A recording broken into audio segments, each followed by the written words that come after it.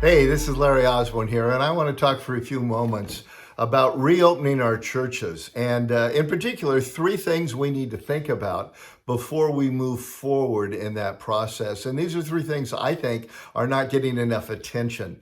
You know, when the whole COVID-19 thing came down and many of us had to shelter in place, there was a strong sense of panic, if we're honest about it, because most of us have only done ministry centered around buildings. Whether you're a church planner or pastor of a megachurch or anything in between, we've been weekend and building centric for most of our lives. So we immediately began to worry about losing touch with our people, and if we're honest, also financially. How in the world are we going to be able to continue to survive? But the reality of this time has shown us that there are ways to stay connected to our people. And on top of that, the finances in most cases have been very different than any of us would have ever guessed. Now, I want to be quite clear when I talk about being slow to gather once again on the weekend in our buildings. I am not at all against buildings. I'm the last guy to criticize those. We've got a beautiful mothership campus. We have beautiful campuses for our 7 local campuses. And I love these buildings because what they allow us to do is to reach more people with better quality in a come and see environment that makes it much easier for the introvert or person who doesn't think that well on their feet when they're trying to share Jesus to simply say, come and see. But now that we've kind of moved on through this time, what we've hopefully realized is that discipleship is not building centric.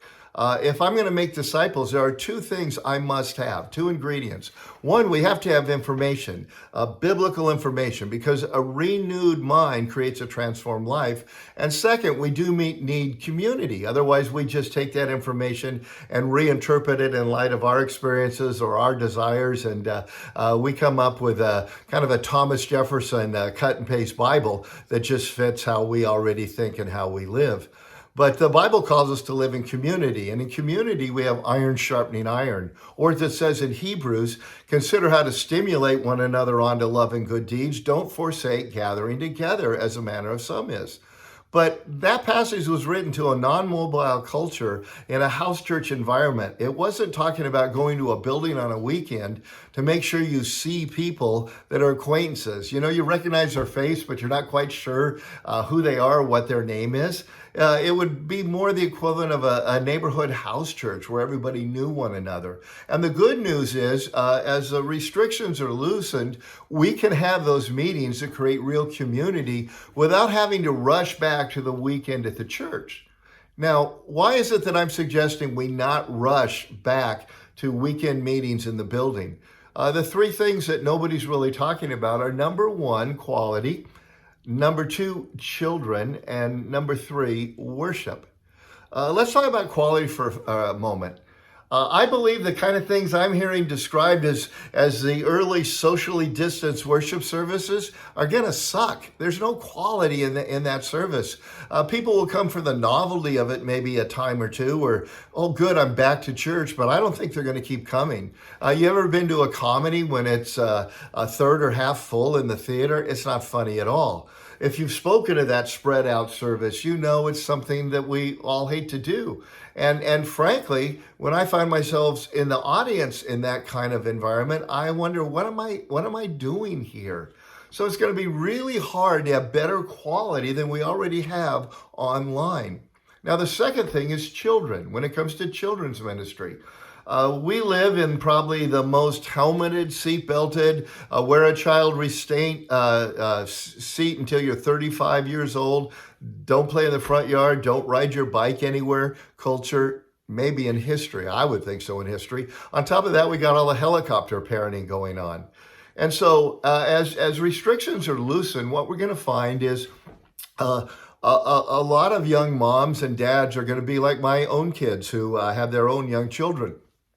They're going to be excited to gather together again for a play group or whatever it would be with people they know well and they trust where these people have been and kind of what's going on.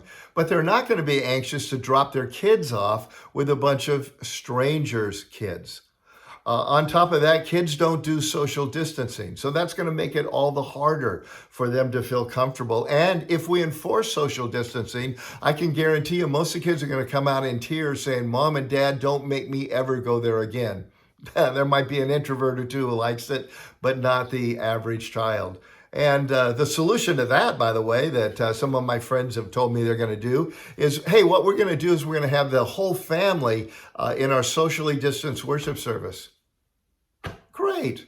So we've got a really bad quality experience, and now we're going to add a bunch of kids running around? That doesn't make a whole lot of sense to me. Now, what about the third question? Besides just quality, besides children, there's a worship element. And that's usually a pretty big element for most of our worship services. But let's just think through the worship element for a moment. First of all, unless you're a musician, you probably don't like to sing loud enough to be heard when the room is scattered. Also, if you think about it, the three most contagious environments that we've come across are nursing homes, cruise ships, and choirs. I put two and two together and got eight. I didn't think of it in terms of us gathering together right away, but if you think about it, you've probably all heard about those choirs, both secular and church ones, that got together very early, or as this was just unfolding, would have a practice. I remember reading about one where there were over 60 members in it, 35 of which ended up with COVID-19, and 3 to 5 of them died. Now, it makes sense when you put your hand in front of your face and you sing and you begin to realize you're just spewing stuff out. So if we're going to sing, we're going to do it socially distanced with a mask over our face. I don't think that's going to work very well.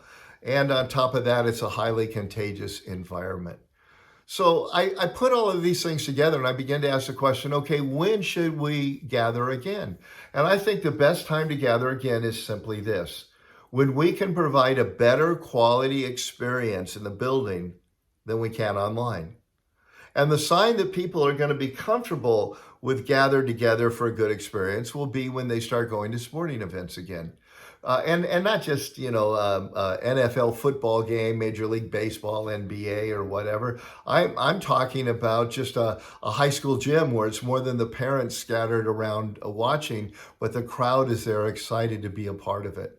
And at that point, we will once again be able to provide in our buildings the catalytic kind of environment that sets the stage for the small group, iron sharpening iron, to help people really continue to grow and be discipled. And I think when we ask that question, there's a lot of changes that are going to take place. This might well have been a gift for many of us and not the curse that we thought it was. Because going into this, I think North Coast, I'll tell you this, we would have thought of ourselves as a church with over 13,000 showing up on a weekend at 7 local campuses. Plus, we've got a bunch of multi-sites and micro-sites, actually is what I mean, gathered around the country and the world. And so we're a church with 7 campuses and an online presence. But I think things are going to change.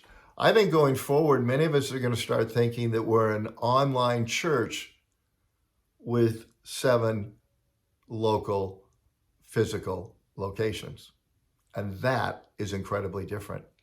Instead of putting 70% of our time figuring out how we're going to socially distance, how we're going to get all the medical equipment, the thermometers, and all the things we need, I think it's far better to spend 70% of our time saying, how do we go from just having an online presence to being the best we can online and reaching all the people that suddenly we find ourselves reaching. And that other 30% will easily flow to make services start again if what we're doing is what we have a long history of doing well. I hope and I pray we come out of this as a both and church. And if we do, this will have been a great blessing. You'll have to decide when you meet again. But these are 3 things you'll want to think about before you open those doors.